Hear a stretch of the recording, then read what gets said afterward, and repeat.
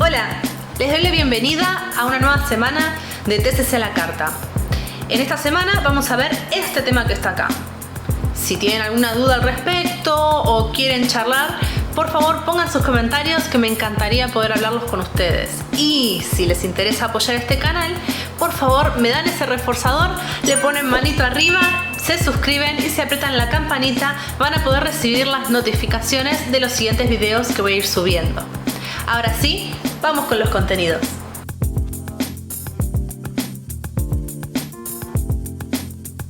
Vamos a hablar de lo que es diagnóstico, análisis funcional, etcétera, que no son lo mismo necesariamente, puede formar parte uno del otro. Empecemos entonces. El diagnóstico. Sí, hay varias formas de diagnosticar dentro de psicoterapia. Hay algunas corrientes psicológicas que utilizan métodos como las estructuras. Dentro de cada estructura puedes tener, como el psicoanálisis, puedes tener distintos tipos de patología o cómo se presenta el síntoma, y las características de ese síntoma pueden representar que, por ejemplo, sea una histeria de corte neurótico o de corte psicótico. La TCC no utiliza estructuras, es un poco más fluido el tema del diagnóstico. Por lo general no son diagnósticos estables de decir, bueno, vos tenés tal estructura y te queda estructura. Es más, creo que algunos psicoanalistas hoy en día consideran que las estructuras son entidades dinámicas y no así, ¿no? No como que te encajono ahí. Dentro del diagnóstico hay como varias filosofías, ¿no? Vos podés diagnosticar en base a cosas más generales que le pasan a todas las personas. O sea, si nosotros pensamos que las personas son bastante parecidas entre sí, entonces, si vos tenés lo que se llama una filosofía de diagnóstico nomotético, el diagnóstico o el enfoque nomotético implica eso, que las personas son bastante parecidas entre sí, con lo cual vos podés hacer categorías diagnósticas. Tienen otras cosas que se derivan de esa creencia, que tiene que ver con que justamente la personalidad es un factor más estable, que se puede tener en cuenta factores en común entre las distintas personas. Y del otro lado, sí, podemos decir que están como enfrentaditos, está lo que es el enfoque ideográfico, que tiene que ver con la persona, con cada uno en particular, que es lo que se viene diciendo que la teoría freudiana es como muy holística de la persona, etc. Para recordarlo de forma memotécnica, ideográfico, no sé si les suena la palabra idiosincrasia, que la idiosincrasia tiene que ver con el quehacer de una entidad particular. Por ejemplo, la idiosincrasia argentina es la forma particular de comportarse de los argentinos. Entonces, ideográfico como idiosincrasia, bien, ideográfico tiene que ver con la forma de ser de una persona en particular. Ahí es donde podríamos meter todo lo que es conceptualización del caso, para los que ya saben, o todo lo que es el análisis funcional o topográfico de la conducta. Vamos a empezar por el nomotético, ¿sí? Que es como el más odiado en general. No es lo mismo diagnóstico en términos generales, ¿no? Porque el análisis funcional es un tipo de diagnóstico, un diagnóstico conductual. El análisis funcional puede ser considerado un diagnóstico, es un diagnóstico en base a la conducta, pero cuando hablamos así de diagnóstico, por lo general estamos hablando de cuando usamos un manual diagnóstico. Por ejemplo, los más utilizados son el CIE y el DSM. El DSM es de la APA, pero no es la APA argentina, de la Asociación Psicoanalítica Argentina, sino de la American Psychiatric Association. Mi inglés es muy bueno. En donde agarran como estadísticamente qué es lo que suele pasar en muchos casos donde se repiten síntomas y le ponen eso un nombre. El concepto de diagnóstico en psicoterapia, en psicología, que no es el mismo concepto necesariamente que diagnóstico en medicina, porque en psicología hablamos de trastornos y los trastornos son los nombres que llevan este conjunto de síntomas que suele repetirse en varias personas. Bien, no es que hay algo detrás, no es que yo tengo, no sé, una infección generalizada, una sepsis en el cuerpo porque tengo bacterias ¿se entiende? Sino que el nombre que lleva, por ejemplo, el sentirse apático o deprimido, sin ganas de hacer cosas, nada me da placer, tengo algunos pensamientos suicidas, estoy irritable, etc., lleva el nombre de trastorno depresivo o episodio depresivo mayor. Bien, pero no es que yo tengo depresión porque me siento de esa forma, ¿sí? El sentirse de esa forma lleva un nombre y ese nombre es depresión. El CIE es de la Organización Mundial de la Salud. Actualmente la última edición de cada uno de los dos manuales diagnósticos DSM y el CIE son el DSM-5 y el CIE-10. Es decir, uno se aprende todo el DSM-4 de pe a pa y al año siguiente te sacan el 5 con 20.000 cambios y nada. Con lo cual uno se pone a pensar, ¿no? Si cada tantos años vos podés hacerles cambios sustanciales a un diagnóstico u otro, ¿qué garantía me da como diagnóstico, ¿no? Es decir, el trastorno obsesivo compulsivo, ¿es un trastorno de personalidad o es un trastorno relacionado a la ansiedad? Bueno, depende de a quién le preguntes, pero bueno, también es cierto que al menos van revisando la bibliografía y las investigaciones, cosa de poder hacer estas conclusiones. Pero bueno, como todo, estamos siempre en una base un poco inestable y lo que un día es un trastorno, al día siguiente puede no serlo. Bien, entonces, como les decía, está el DSM, el CIE. El CIE, la verdad es que no pincha ni corta si vamos a la realidad. La gente suele usar DSM.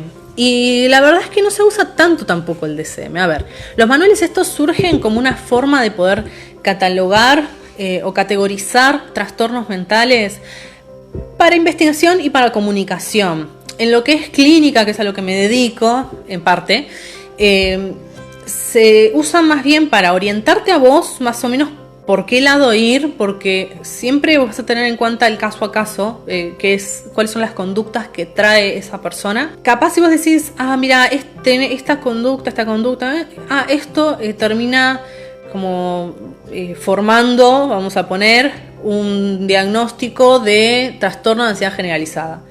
Bueno, ¿cómo se trata el trastorno de ansiedad generalizada? Y bueno, si vamos al manual o para algunos problemas hay guías de tratamiento, es decir, en tal sesión se ve tal cosa, en tal sesión se ve tal otra, bla, con el paciente, obvio. Entonces yo digo, bueno, lo que tengo que hacer es exponer a pensamientos, es empezar a hacer reestructuración cognitiva, hacer psicoeducación. Por ejemplo, la reestructuración cognitiva es en base a la posibilidad de probabilidad, por ejemplo, podés decatastrofizar. De cómo se plantee la ansiedad o la preocupación va a depender del caso. Te puede servir para decir, mira, yo estaba medio perdida, tiene TAC. El TAC se trabaja de tal y tal y tal forma. Bueno, capaz puede usar esto para ella. Bueno, y es como que vas pensándolo. Y en ese caso está bueno tener un diagnóstico, pero tampoco es sumamente necesario. Sirve más bien para comunicarse con colegas, por ejemplo, si vas a hacer una interconsulta con un psiquiatra, podés decirle, mira, tengo una persona que probablemente tenga un TLP, entonces ya sabe. Y también sirve, por ejemplo, para lo que son pericias, o a veces te piden de colegios que hagas un informe y si vos encontrás que hay el número de patologías, de criterios para, que ahora explico mejor, que eso se catalogue como si fuera un trastorno, entonces eso vos lo ponés con un código que trae el manual al lado del nombre de la patología. Por ejemplo, si tenés trastorno depresivo, sería, no sé, F50.1. Aparte ahora como cambiaron el DSM-4 al 5, también le cambiaron todos los criterios, los códigos estos de porquería y como no terminás nunca de estar al día con las cosas, ¿no? ¿Cómo se inicia con alguien, por ejemplo, una terapia que implica, bueno, las primeras sesiones siempre son de línea de base o de lo que es el diagnóstico? Se hace lo que se llama conceptualización del caso, que no es lo mismo que análisis topográfico, análisis funcional o análisis conductual, que vendría como a englobar todo eso, ¿no? ¿Cómo es que se articula el DSM y toda la bola? El DSM básicamente te dice trastorno de Sarasa, bien, te pone ahí entre paréntesis un código y después te pone entre corchetes el otro código. El otro código es el DSM-4 para que vos veas cómo se va transformando y los odies porque no mantuvieron el puto mismo código. Y después te va diciendo, ¿no?, que hay algunos que siempre se repiten, como por ejemplo este cambio en la conducta no se debe a sustancias químicas ni a alguna enfermedad preexistente, no se puede explicar por otro trastorno, cosas así, ¿no? Y le da un malestar significativo, sería en la vida de la persona, porque, y sí, es la definición de trastorno, ¿no? Si a vos no te afecta en nada, entonces, ¿cómo, digamos, podrías decir que tenés un problema si no te afecta en nada? Entonces es algo que siempre está. Entonces a vos te tiran como distintos criterios, que son A, B, C, bla, bla, bla. Dentro de cada criterio puede tener varios puntos. Te dicen, se tienen que cumplir durante un lapso de 2 semanas tantos síntomas, y te dan una lista de síntomas, y ahí te dicen 1, 2, 3, 4, bla, bla, bla. Si se te cumplen todos los criterios, el A, B, C y el D, ponele, es decir, todas las letras, tenés ahí, podés etiquetar a la persona con ese trastorno. Si no tenés todas las letras, bueno, ahí estamos en un mini, chiquitito problema, micro problema, porque depende del criterio profesional, ¿ok? Y acá yo al menos lo que opino es que el criterio profesional le gana al manual. Que no sea como las imágenes en donde está Jesús al lado de la cama de la nena y no se me vayan cristianos por favor, y le dice, no llegaste a los 3.000 likes, discúlpame, y le saca el respirador. Bueno, que no seamos así, porque si yo tengo una persona que necesita 5 síntomas para poder diagnosticarle un episodio depresivo, y con el episodio depresivo podemos diagnosticarle el trastorno depresivo mayor. Tiene 4, ponele, tiene el estado de ánimo depresivo la mayor parte del día, tiene abulia, tiene anedonia, a veces tiene algunos pensamientos de suicidio, pero tiene bajo, aunque sea bajo el riesgo suicida. A ver, vos serías bastante forrito si no le decís, che, sí, mirá, tenés un episodio depresivo. Al menos es como lo pienso yo. Puede venir cualquier otra persona y les puede llegar a decir, no, mirá, si no tiene los 5 criterios, no tiene los 5 síntomas que necesita el criterio B, ponele, entonces no tiene el episodio depresivo. Digo, ¿y quién es este estúpido Lapa para decirme a mí si le puedo decir o no que tiene un trastorno depresivo esa persona? Pues, por lo general la gente quiere saber qué es lo que tiene. Entonces, si aparte vas a calmarlo a esa persona, decirle, mirá, tenés una depresión, se trata de esta forma. Esto a veces se lo digo, son los tratamientos que están más validados o que tienen mayor apoyo o son de primera línea por las organizaciones internacionales. Implica esto, implica lo otro, que le haces una psicoeducación. Bien. Entonces yo veo que más o menos encuadra dentro de lo que es un trastorno depresivo. Me parece que hay que usar mucho el sentido común, hay que usar mucho la cabeza y la lógica y el criterio profesional. Dentro de la TCC se hace lo que se llama análisis conductual, que es análisis topográfico y funcional, pero también hay algo que se llama conceptualización del caso.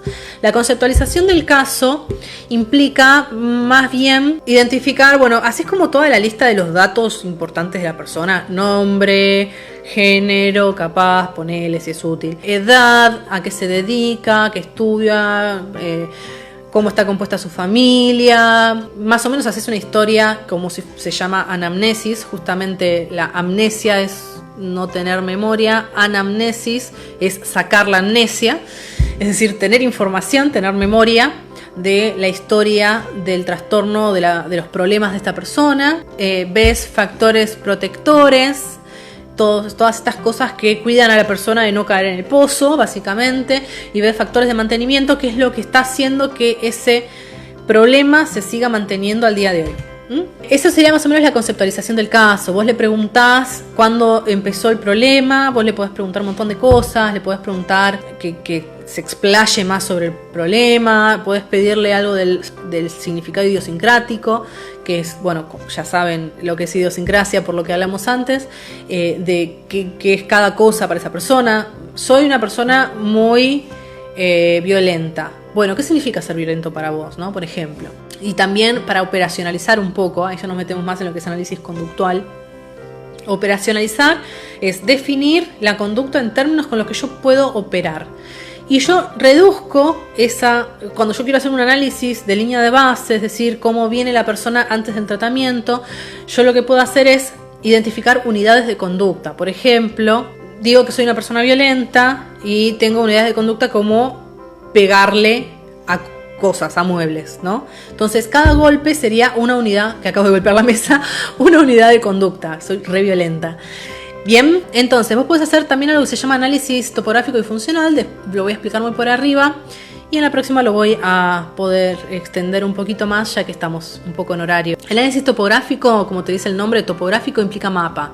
O sea, es un mapa de la conducta. Vos identificás cuál es la conducta problema, que puede ser por exceso o por déficit, es decir, o hace de más o hace de menos, con lo que sería obviamente adaptativo en base a su contexto. Entonces, con el análisis topográfico vos agarraste la conducta problema y le haces como un escaneo en donde vos ves la fuerza que tiene esa conducta, qué tan fuerte es en esa persona. La intensidad es muy pertinente para la emoción, por ejemplo, la intensidad, la frecuencia con la que ocurre, la latencia, es decir, entre el estímulo y la respuesta, cuánto tiempo es el que pasa. Una persona que se pone mal mientras maneja, por ejemplo, puede tener una ira muy alta, de 0 a 100, una ira de 90. Esa sería la intensidad.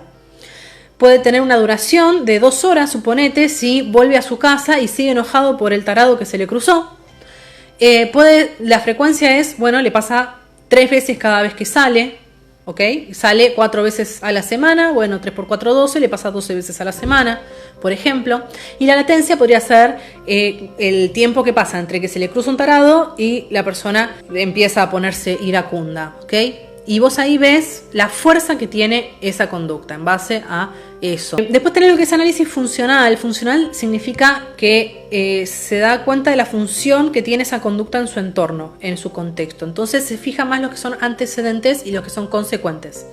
Para mí, me parece más fácil entenderlo como que el análisis topográfico sirve para ver mejorías, sirve para hacer un análisis de la técnica que vas a utilizar, y el análisis funcional. Por eso cuando hablamos de diagnóstico, por lo general se usa el análisis o el concepto de análisis funcional en vez de decir análisis conductual o análisis topográfico, porque el análisis funcional te sirve para ver qué provoca esa conducta y qué la mantiene, es decir, antecedentes y consecuentes de la conducta. Y viendo eso, vos podés planificar tratamientos. ¿Bien? Y al planificar tratamientos, obviamente puedes saber qué técnicas usar, usarlas, etcétera. Bla. Por ejemplo, con los antecedentes tenemos algunas técnicas como de control de antecedentes. Los antecedentes son tanto internos como externos, es decir, cualquier cosa que te genere una respuesta que sea interna, un pensamiento por ejemplo, o que sea externa, cualquier cosa que esté fuera del mundo de la piel. Y los consecuentes también son internos o externos. Son consecuentes que puede ser por cómo yo me sentí, o externos por logré que otra persona haga lo que yo quería que hiciera. Por eso es que el concepto de manipulación está muy discutido, pero lo dejamos para otro momento. Esas consecuencias de la conducta dentro de lo que es el análisis funcional pueden ser cosas lindas o cosas feas. O porque me están sacando algo feo es algo lindo, o porque me están dando algo lindo, porque me están sacando algo lindo es algo feo, o porque me están dando algo feo. Eso es la diferencia entre reforzamiento y castigo. El reforzamiento aumenta la probabilidad de ocurrencia futura de esa conducta que yo estoy analizando funcionalmente.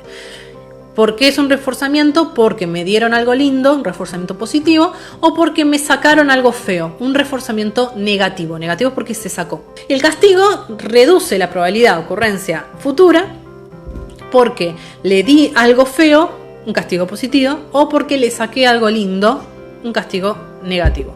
Ejemplo de esto, por ejemplo, un reforzamiento positivo es: yo trabajo, me dan plata. Un reforzamiento negativo puede ser, por ejemplo, cuando tomo una pastilla y se me va el dolor de cabeza. Puede ser que me saquen un castigo que tengo. Un ejemplo que se ve, me parece muy gráfico en psicología del deporte, es por ejemplo que te saquen de la banca y te hagan titular si vos te esforzás mucho en el entrenamiento. Ahí está intentando hacer que vos te esfuerces más en el entrenamiento, es decir, que aumente la probabilidad de ocurrencia de que vos te esfuerces en el entrenamiento, y con eso te lo refuerzan sacándote algo malo, que es estar en el banco y no jugar, ¿no? Y el castigo, tenés el positivo, una corriente eléctrica, te pego, lo que fuera, te reto, por ejemplo. Y un castigo negativo, que es porque te saco algo lindo. Por ejemplo, si vos tenés una deuda fiscal, te sacan el auto. Si vos... es la diferencia, por ejemplo, si vos rompes una regla, una norma de tránsito, y te dan una multa, eso sería un castigo positivo. Si vos rompes la misma norma, no sé, o rompes una más grande y te sacan el registro, eso sería un castigo negativo. Eso ha sido todo por hoy. Espero que les haya gustado, pero principalmente les haya servido. Y ahora, mientras están chequeando qué más ver del canal o de todo YouTube, pueden aprovechar, es el momento indicado para que le pongan manito arriba y se suscriban. El tema de la semana que viene va a ser este que está acá. Espero que también les guste y les sirva mucho. Nos vemos la semana que viene.